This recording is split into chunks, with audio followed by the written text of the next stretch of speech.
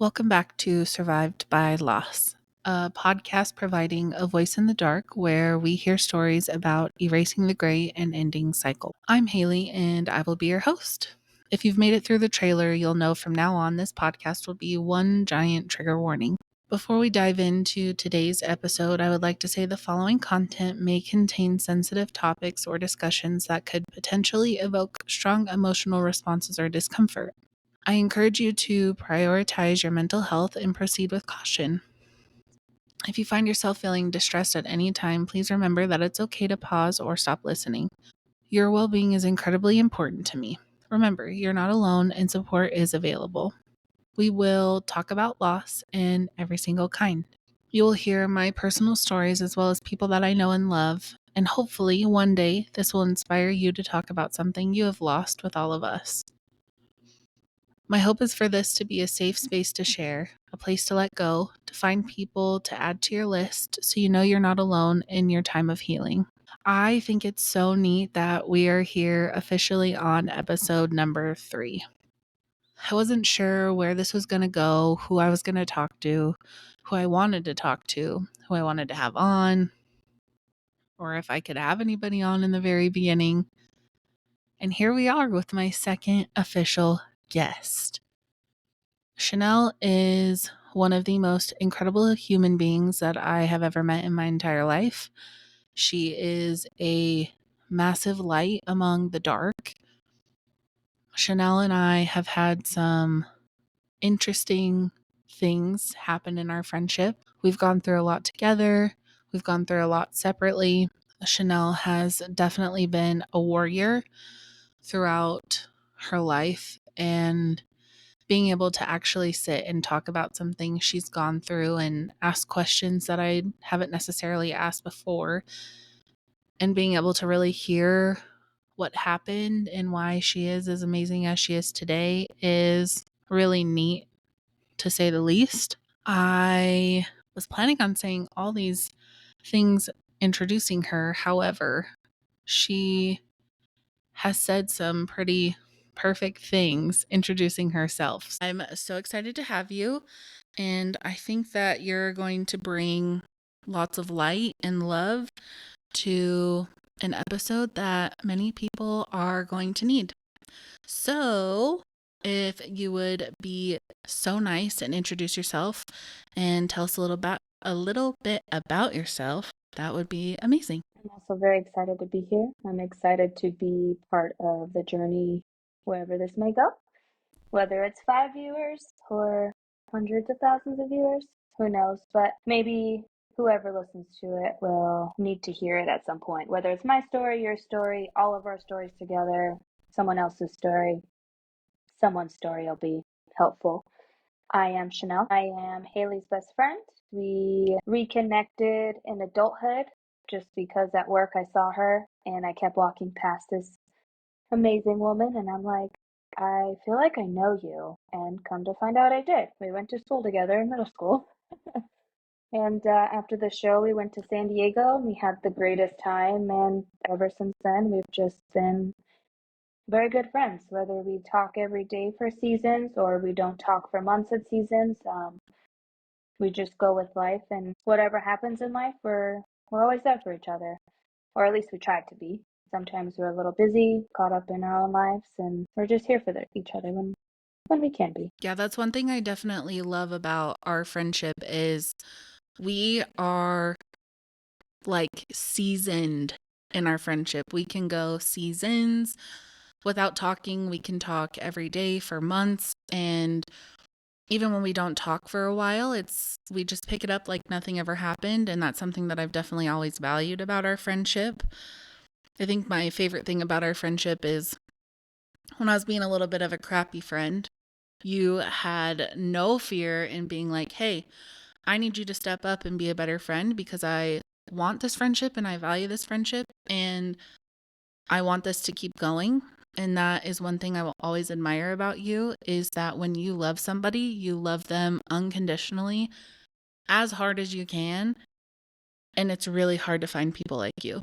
So I am forever thankful for our friendship and the things that we've been through, and very excited for everybody to kind of get to hear your story because there is so much that you can bring to the table. And I think it's going to be beneficial for a lot of people.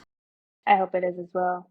And having hard conversations with friends or loved ones is not always easy, but sometimes we have to. Like, you've also had the hard conversations with me of like, this is what I need out of our relationship. And I appreciated it and respected it. Doesn't matter if I agree or not with it. You spoke your mind and we're here now. And that's that's the beauty in it. You have the conversations and it either goes good or it doesn't go good. And for us, it went good. It went great. Yeah, I'm beyond happy it did because I've clearly gone through quite a bit in my life. And I think it would have been extremely difficult to do all of those things without you.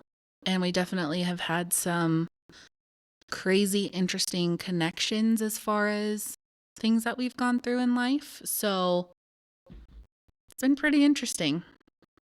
That's for sure. Yes, interesting is a nice way to put it. I feel like it's like the politically correct way to put it. I don't know. Yeah, politically correct. So, just to start out, I think a quick summary of maybe some things that you've gone through or some losses that you had that are recent, not recent, anything that you're willing to talk about. Have there been some dumb question, but we're here.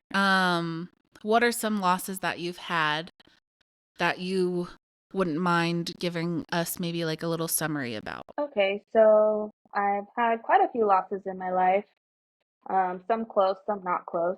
So I was, I don't know, 5 when my grandpa passed. That was like at the time I was close to him, but at the time I didn't fully understand what death meant or, not being able to ever see somebody again or hear their voice again or buy something for them at the store or, all of those things. My grandma died when I was around 8 or so. Same thing. Like, I was close to her, but, I still didn't really understand the gratitude of what death was. I've had some friends die when I was in high school. Same thing. Some of them are close, some of them are like not close. But the real big one happened when I was 21. I lost my best friend. That completely just threw my life through a whole loop. Losing her when I was 21 was the biggest shock of my life. And that was because I was trying to help her so much in life. She was in with the wrong crowd. She was doing things that she wanted to get out of. So I was trying to help her. And then when I got the phone call that she was no longer with us, my world just collapsed. And then fast forward to 2020. In between there, I've lost some friends too, but none of them were as close as her. 2020, I lost my mom. That was also very hard, and my world changed a lot then. And then 21, I lost my grandpa, who coincidentally passed the same day as Haley's father did. I called her in the morning. She was actually going to come see me at work because I went to work that day because it was Labor Day. It was a double time day. So for me, I was like, why would I sit home cry when I can go to work and be distracted and make the double time money because I'm a single mom and I need money and I have to work. Like, life doesn't stop because there's a death, unfortunately. And unfortunately, on the way to call me, she found her father's note, and that completely changed our worlds at that moment as well. I do honestly feel like my grandpa, and her father passed at the same time. And I feel like they did for a reason, and that was so Robert wouldn't be alone. He had just met my grandpa, and we went down to the east side of Las Vegas, and there's a big homeless community there. So my grandpa was very big in the homeless community. And somehow we convinced Robert, Haley's father, to go with us.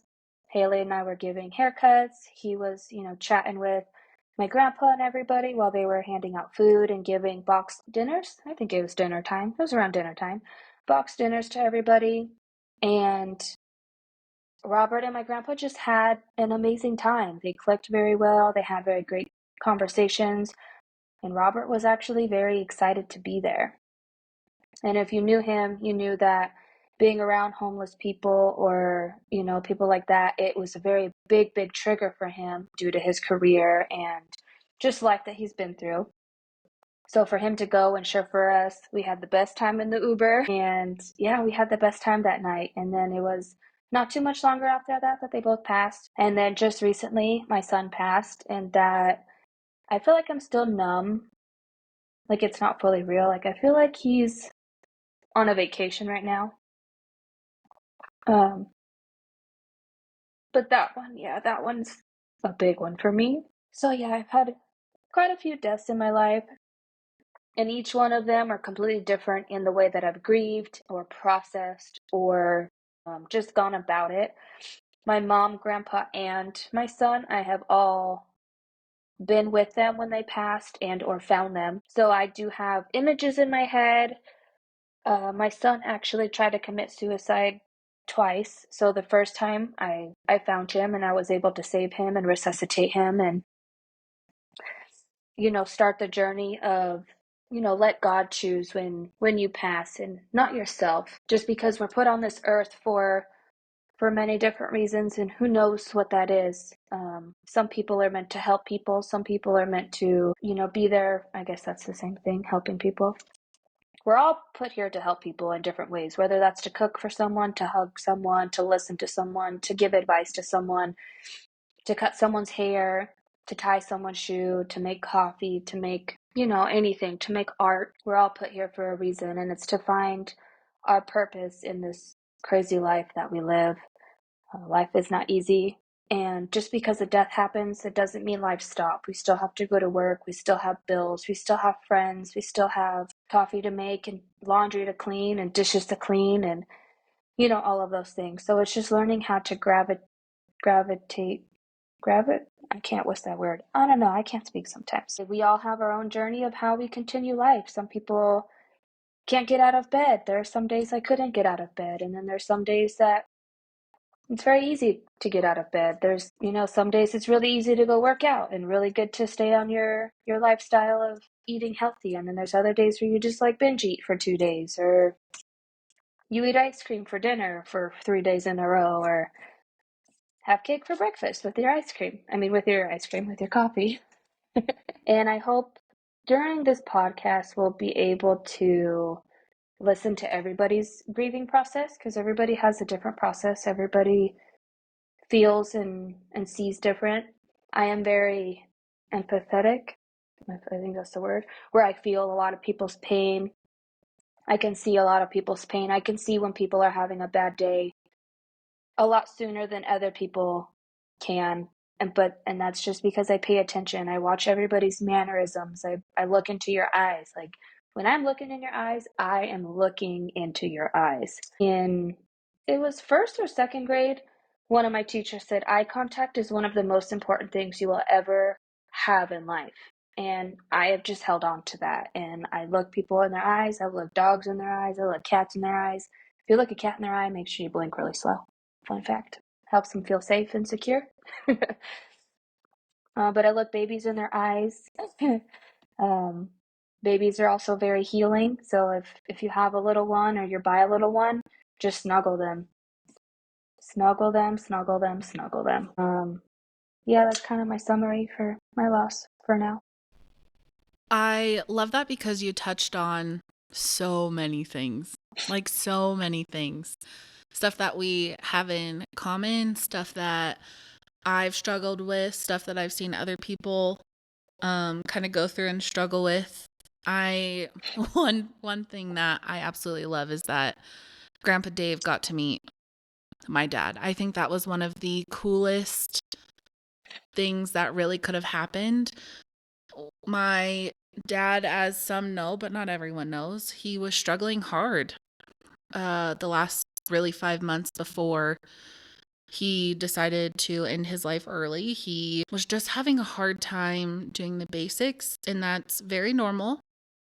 He definitely got triggered easy from that type of environment just because of work, and waking up was hard. So getting out of the comfort zone to come down and meet somebody new and be in a new environment, in an unsafe environment, an unfamiliar environment, is something that's definitely extremely hard. But that probably was one of the most fun memories that I will never forget, for you and me, for Dave and my dad, for just our souls, kind of. I think that that was such an important thing that we got to do. So that was really neat.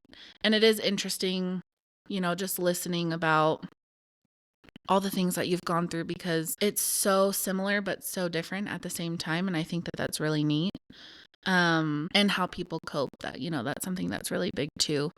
For you specifically, I know you mentioned your friend from high school. How do you think that that impacted you the most? Like, do you think that because you went through that, you grew rather quickly? Did it take time?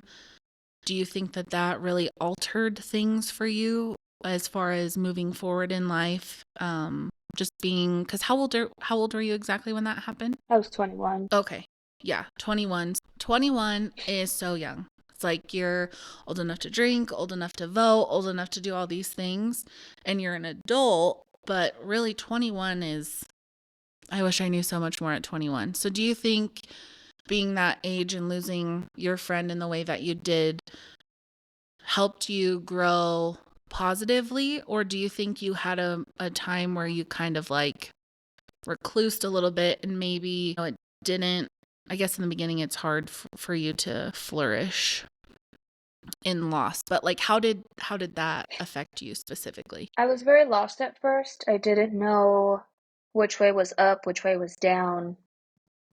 Um, and like you said, being 21, you're officially an adult. You can do legally anything now, but you're not an adult at that age. I am 31 now, and I feel like I'm just now actually an adult. Even the past like 3 years, I felt like 4 years maybe, I have felt like a real mom. I have felt like a real adult. I have felt like I'm getting my life on track. Even in the midst of life never being on track, we have the coronavirus and then my career disappears. But through that, I figured it out. I learned some new skills. I did a lot, but I was just so lost and so heartbroken. But I feel like it helped me grow in a positive way eventually because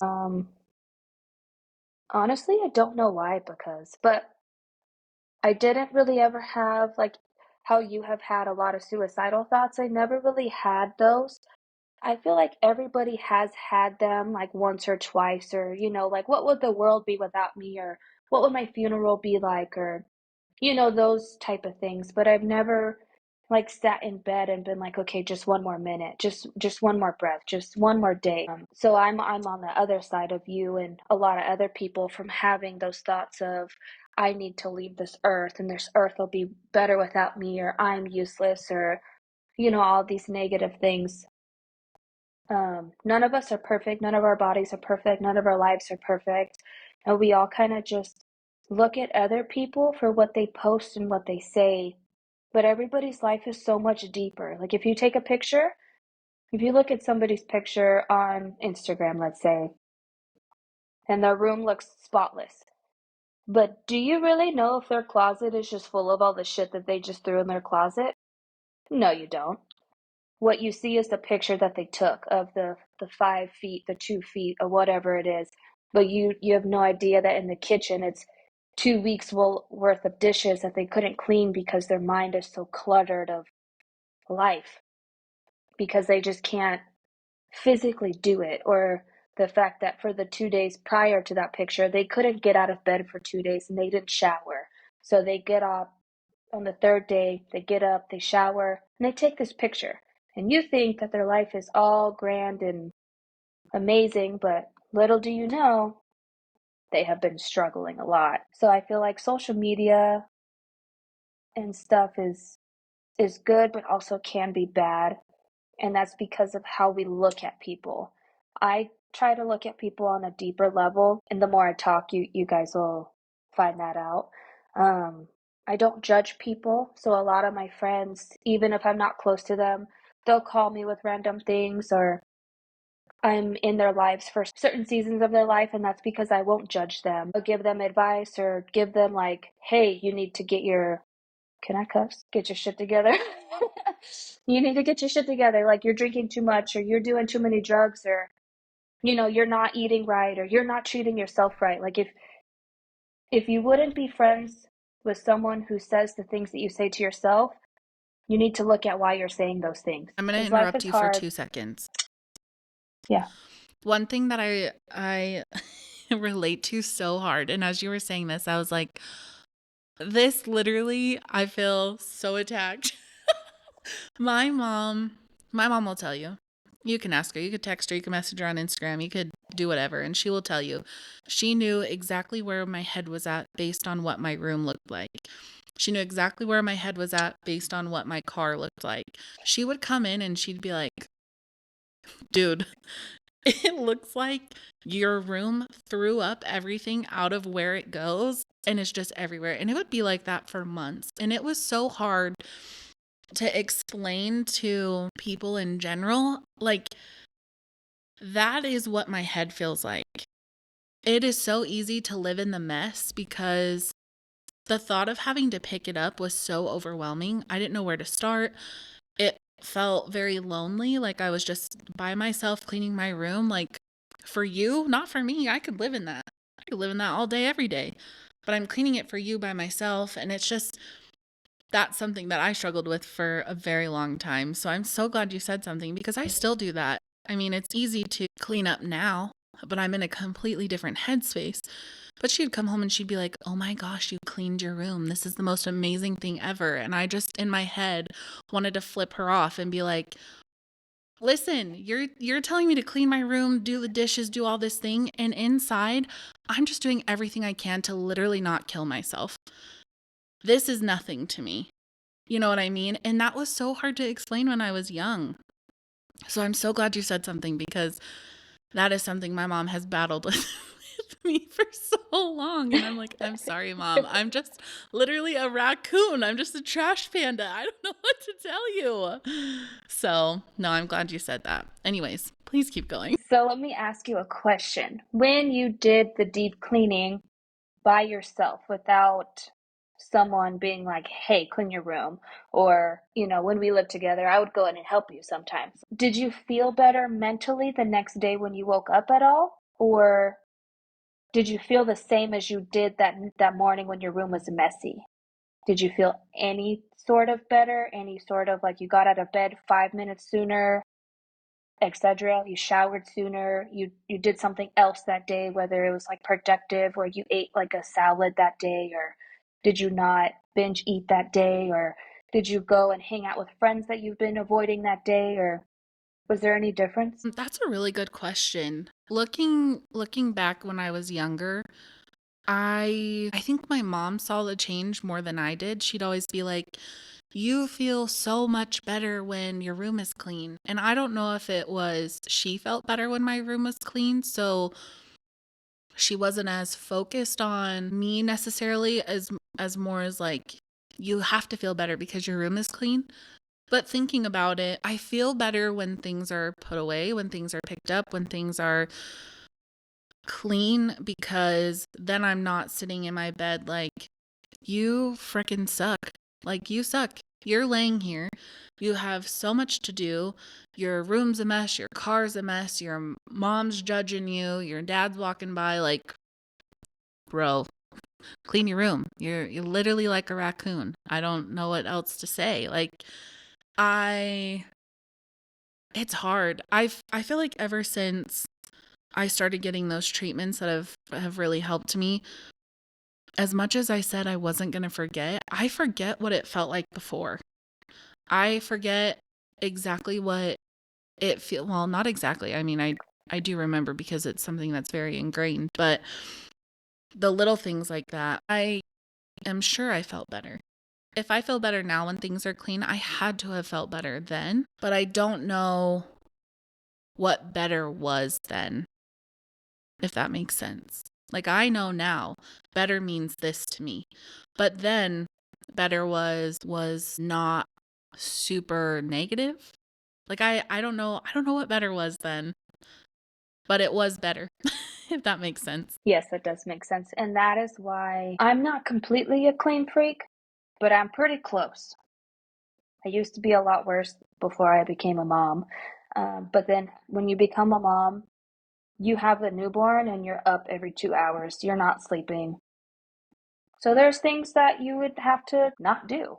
I would rather snuggle my baby and have him nap on me than me go do the laundry or something. And then once he was big enough for the Moby wrap, we were Moby wrapping everywhere. I was barbecuing, I was doing all that. But I clean for my mental, because if my room is a mess, my mind is a mess. And if my room is clean, my car is clean, it helps keep my mind on track. And I'm able to, okay, I could work out today. Oh, okay, I could cook today. Okay, I can meal prep, or okay, I can, whatever it is.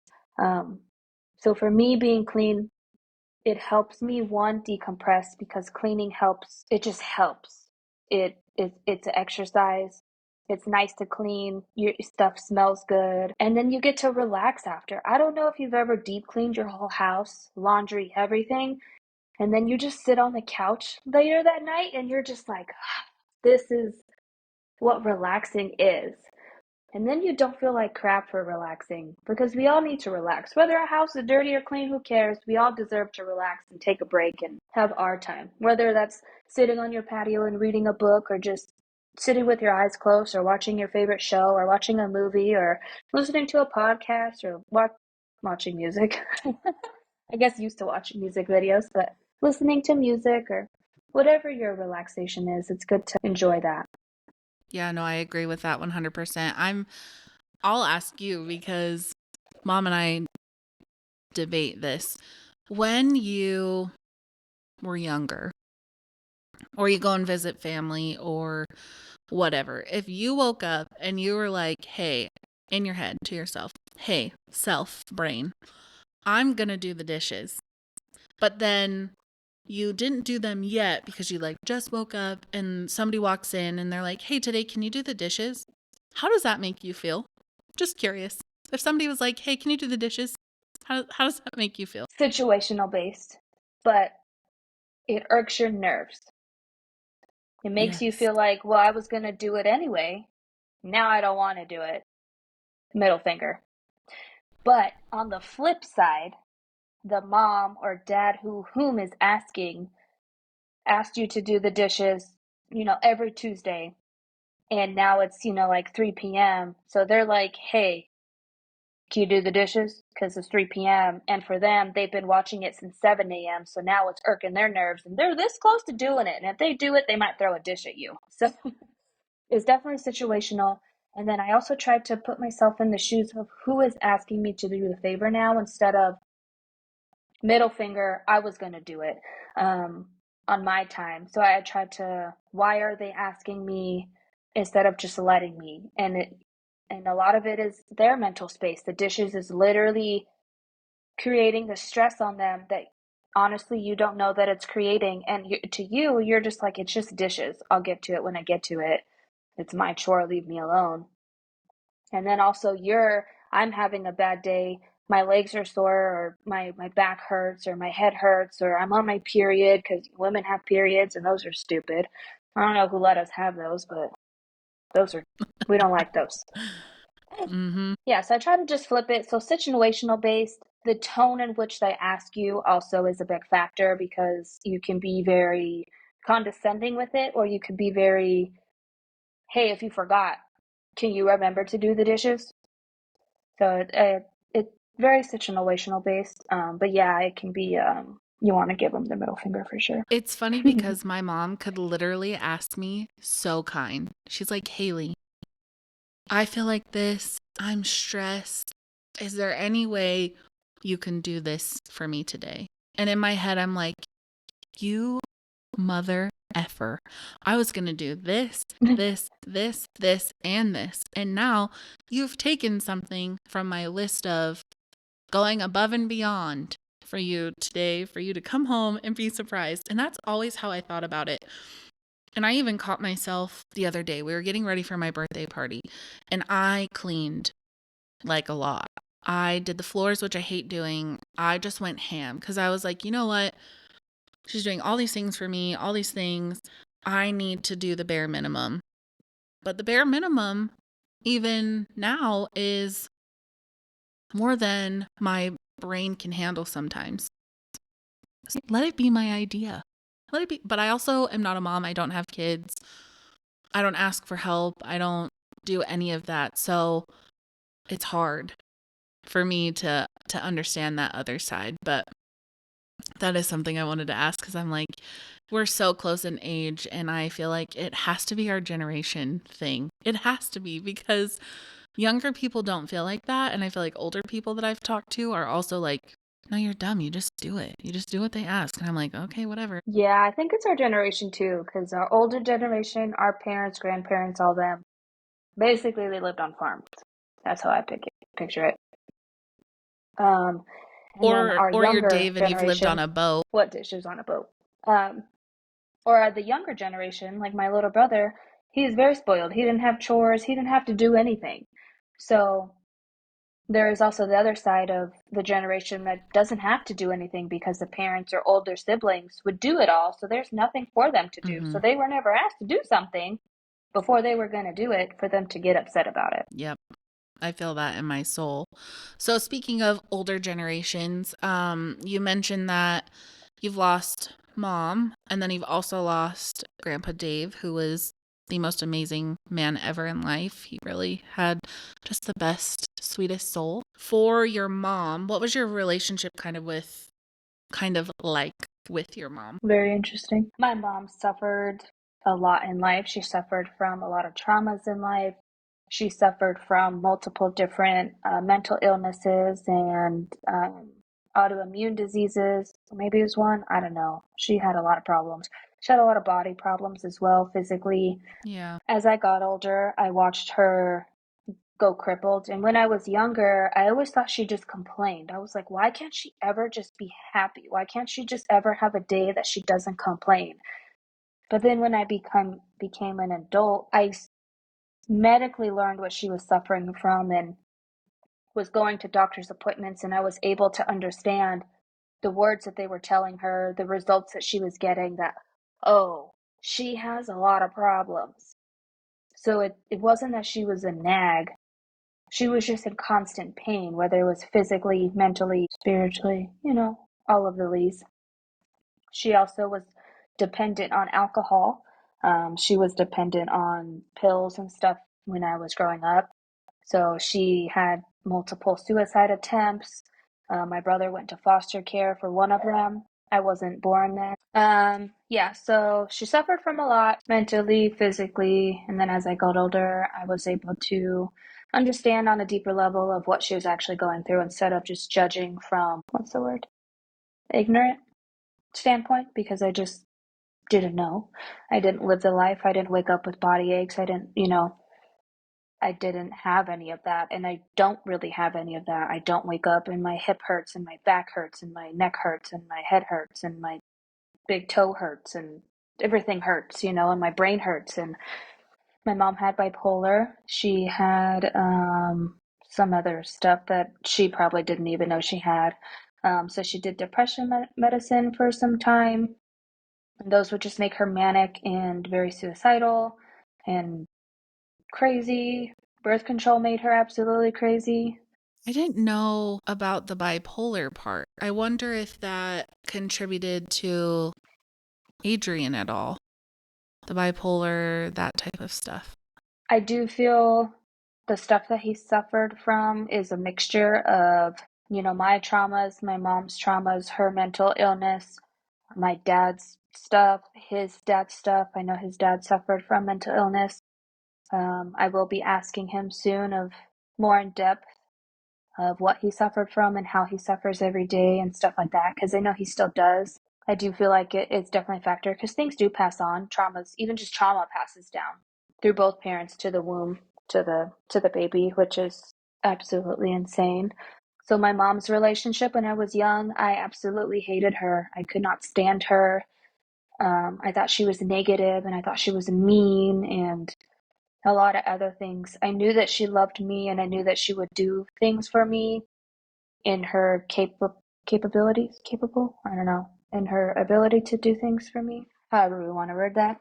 It wasn't until I was an adult that I started to actually have like a friendship with her. And a lot of that was due to if I asked a question about my dad or if I asked a question about something, she would just lose her mind and become very upset. Or because of her alcoholism, that was when she would tell me she loved me, and that's when she would say that, like, give me a hug, or that's when she would vent to me and talk to me and stuff, is when she was belligerently drunk. And for me, I just couldn't stand that. I'm like, why can't you say you love me sober? Why can't you hug me sober? Why can't you be like me? But I came to realize she is not me. She is her. She has her own life and her own struggles and her own traumas, and the traumas that she suffered. It was very hard for her to be loving to people, even to her own children, which is mind blowing. So actually, when I got pregnant, I ran away and got married at 18. I did not tell her I was pregnant until I absolutely had to tell her. And then it wasn't until I was probably like 25. I had my son at 19. It was probably when I was like 24, 25 that my mom actually apologized for a lot that she did, and a lot that she treated me. She treated me like I was a little kid, even though I was the only daughter. I have three brothers. I'm the only girl. I was the most mature. I had the most chores. I did the most. I cooked. I cleaned. I took care of my room. I was responsible. I was there for her. I would go with her to doctor's appointments and check on her and ask her about things. And I did so much. And I just couldn't understand why she was so mean and why she would just treat me like I was a little kid all the time. But it was her. It was her struggles. It was her mental. It was her. It was her. So around that age, she apologized. And honestly, that helped our relationship a lot.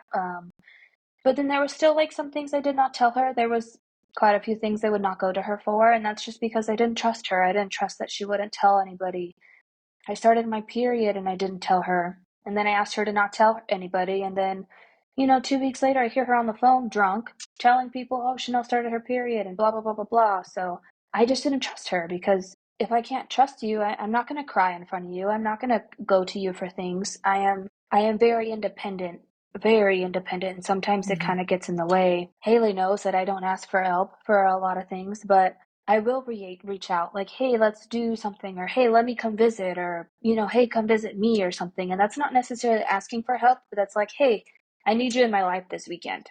Whether that's we go eat sushi or we sit on the couch and do nothing for 6 hours, who cares? Mhm. So we need the company, we need the hug, we need the touch, we need the handholds, we need the crying. It's just different things. So my relationship with my mom was very interesting, even up until she passed. But I feel like I did help her a lot in life. I was able to be her rock in a lot of places in life. Yeah, it's very, very interesting. How do you think your relationship with your mom affected your parenting with Adrian? Do you think that because of the type of relationship that you had with your mom for so long, do you think that kind of helped shape you to be the parent that you, or like, I guess the mom that you wished that she could have been when you needed her to be? Absolutely. There are some things that I continued of her parenting into my parenting, and I didn't realize I did that until she passed, because she passed 4 years now. So once she passed, I was able to see who I am as a parent and not who she wants me to be, or who she's teaching me to be, or things that I needed to heal from that I didn't know I needed. I tried to be very open and honest with my son. I tried to be very loving with my son, and I tried to be his best friend. And because I longed for a best friend, for a parent, none of my parents are my best friend. So it's like your parent is supposed to be your best friend, but then there's supposed to be some boundaries within that. So I tried to have a good balance of that. Nobody is ever a good parent. There's no book to be a parent. We just try. And sometimes that's good for the child and sometimes that's bad for the child, because at the same time, children are also very different. You can have four kids and they all have completely different personalities. They all get punished different. They all are motivated differently. Some people are bribed. Some people just need a hug. Some people just need motivation, like, hey, you're the best. Make this your best day ever. And they're like, yeah, I'll go win that soccer game. Other people are like, hey, you go play good at the soccer game, we could get ice cream after. Or hey, if you go potty on the potty, I'll get you this truck. And bam, they're potty trained. I wasn't stubborn. I went potty when I wanted to go potty. No one could tell me when to go potty. So I was special, to say the least. Um, but yeah, I do feel like there was a big impact. Your parents, in general, are a big impact on how you parent. And whether that's cooked meals or buying fast food or doing sports or not doing sports or being on technology or not being on technology or where you live. I live in Vegas because of them. if my parents never moved to Vegas, I would be in California or I'd be in some random state, who knows? Yeah, I definitely feel like there was a big impact. And then when she passed, I was able to honestly become a better parent because I was free of her constant judgment and constant everything. It was a lot to deal with her, Hmm. unfortunately. As much as I loved her, it was a lot. It was a lot for Adrian. It's a lot for my stepdad. It was a lot for my brothers. Yeah, so definitely had a big impact on the parent I am. I did try to change a lot of things. Like I don't have addictions to anything. I do not get drunk often. I do not do any hardcore drugs. There's just so much I don't do. And that's because I watched both of my parents go through roller coasters of destroying their lives, destroying their relationships, destroying their night just because they drank a whole bottle of wine or because they wanted to go party for a whole weekend and now you're in jail. I don't do those things. Like I can honestly count on my hand times I've been drunk or the times I've done different things. And a lot of people can't say that. A lot of people don't have self-control in those situations. I'm not addicted to anything, and I'm very proud of that, to be honest. A lot of people can't say that they're addicted to coffee or gum or gambling or drinking or I don't know, there's a lot. But yeah, there's definitely a big impact from your parents to being a parent, and then just trying to find a balance within that of what works for you and what works for your child. Yeah, yeah, that makes perfect sense. My mom and I and a friend were talking last night, and she was saying how for her whole life she was Jason's mom, Haley's mom, Robert's girlfriend, Robert's wife, Robert's whatever, this person's sister, and she's really trying to figure out who she is now with not being tied necessarily to the, oh, I'm Jason's mom, like I'm Robert's wife. Like, yes, she'll always be those things, but now with those losses, she gets to navigate and say, okay, who am I? So, with the loss of Adrian, you mentioned, just being a single mom. What do you think that this means for you? I'm curious asking now just because it is so fresh, something so new.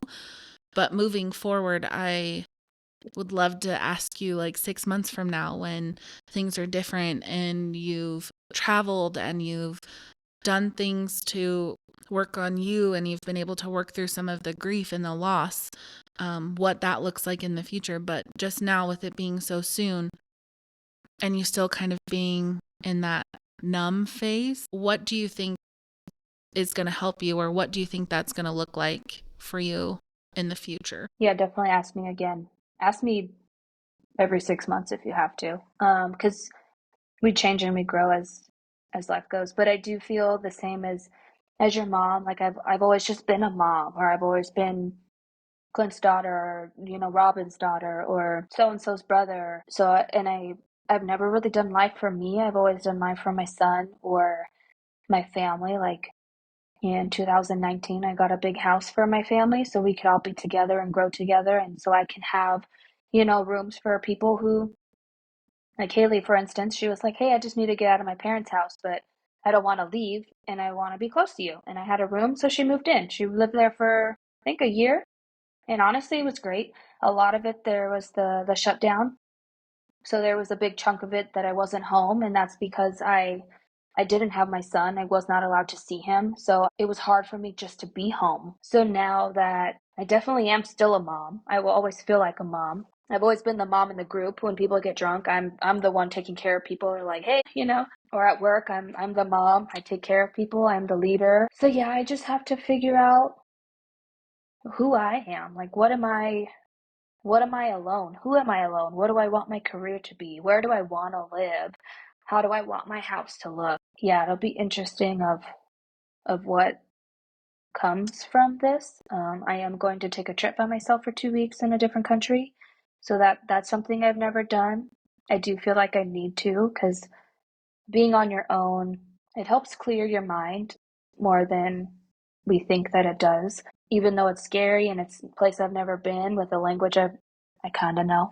It'll be interesting. And then when I come home, all the feelings. I'll know if I need to stay at my apartment. I'll know if I need to leave my apartment. I'll know, hopefully I know. I feel like I'm going to know for sure, but who knows? But yeah, it's just kind of like one day at a time of figuring out like, what do I want to do today? And right now, like you said, I am very numb, so I'm kind of just like migrating of who's inviting me where and who's calling me and who's texting me because my phone is still blowing up with people praying for me and checking on me and telling me they have dreams or telling me random things or asking me random questions or hey, do you want to go to the gym? Do you want to go eat? Do you want to do a podcast, let's say? There's so Hmm. many things, so many things right now, which is honestly helping me. It's keeping me out of bed. It's keeping me showering. It's keeping me active. It's keeping me to eat because I'm not really hungry, but I know that my body needs nutrition. So I am forcing myself to eat sometimes. But if I don't take care of me, it leads to your mind being a mess. It leads to your whole house being a mess. And then it just can spiral so far down before we can even blink. So yeah, definitely keep asking me that question because I'll have more answers eventually. Right now, I don't really have a lot. Is so understandable. That's for sure. And I really am so excited because there's so many things that we can branch off with in the future. And really I think that this episode with you is just going to be a great introduction. Really getting to know who you are and what you've gone through and the things that you've survived and the things that you had to fight to get through. And it's not just, everybody's idea of fighting is different. Everybody's idea of heavy, everybody's idea of like trauma is so different. Like your relationship with your mom, so different from me and my mom. It's hard for me to understand.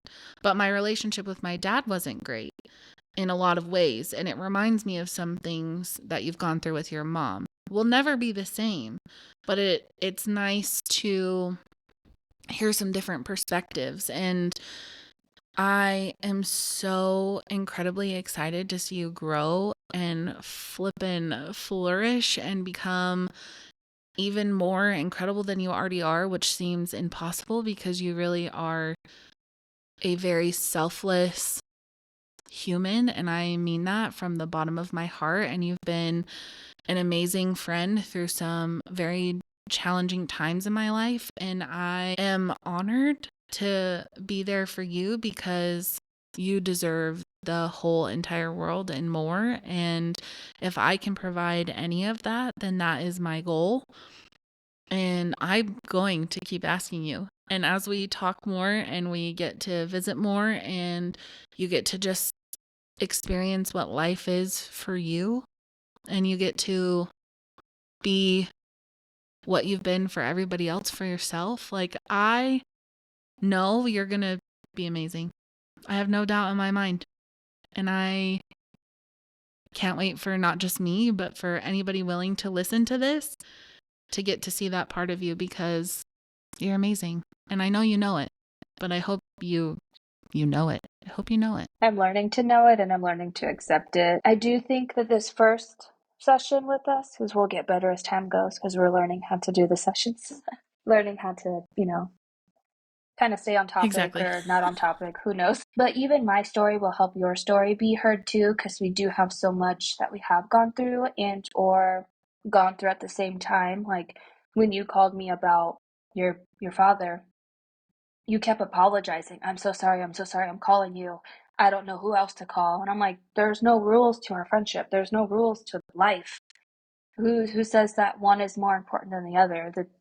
That's not true. So I'm also excited to see you grow and you progress in life as well because you've done a lot of growing and stuff and self-love and self-care and you're learning what works for you and what doesn't work for you. So I think both of our stories are beautiful and to be able to share them is a beautiful thing and there's no rules to what we share and how we share. It's just sometimes we have to structure it a little bit because it is a podcast. So I'm excited Some for sort of us to storyline, I continue guess. a little bit. Yeah, I can't wait. I think it's going to be so cool to see how this grows, how we grow, how everybody kind of gets to be intertwined later and even now. I think it's going to be amazing. I do have one question that I'm going to try to ask everyone. So cheat sheet for people in the future. If you listen and you want to be on it, keep your thoughts a turning for this one. But if you could go back and you just think about a loss that whatever just comes to your heart, whichever one, if you could go back to 5 minutes before that happened, what would you tell yourself? Subconsciously, what would you just say? Hey, keep this in mind, or hey, you need to know this. I feel like that'll be a hard and interesting question for a lot of people, myself and yourself included. Because 5 minutes before, sometimes that doesn't change the outcome. Like when I found my son, 5 minutes before, he was still gone. He was gone 9 hours, 8 hours before I found him. But I would have been able to either pray or like prepare myself a little bit more before finding what I found. With my mom, I was able to be at the hospital with her when she passed, so I was there. She was intubated, so she wasn't talking or like awake or anything. But I feel like in that aspect, I was able to like get a checklist done. I was able to call her best friend, like, hey, if you have anything to say, now's the time to say it. My dad and I were able to pray over her and just like be there for each other and stuff. But 5 minutes before, honestly, before anything, you can just mentally prepare yourself a little bit more for what you're about to see or what you're about to encounter. So you could pray, you could take a few deep breaths and try to relax through the trauma. I have been diving more into meditation and yoga in the past 2, 3 years. So breathing has helped me so much. I'm able to breathe my way through my emotions and control my emotions. So I don't cry uncontrollably anymore. I'm able to cry, but it's a release. It's not a trauma to my body. When my best friend passed, there are some days I would just cry so hard that I would have to stop driving because I just couldn't see, I couldn't breathe. I would have to pull over to Yeah. just finish crying. But now I can drive and cry and not be able to see. I can cry and like this is a release from my body instead of what the fuck is going on? Even in the midst of like what the fuck is going on, you're able to control it a little bit better.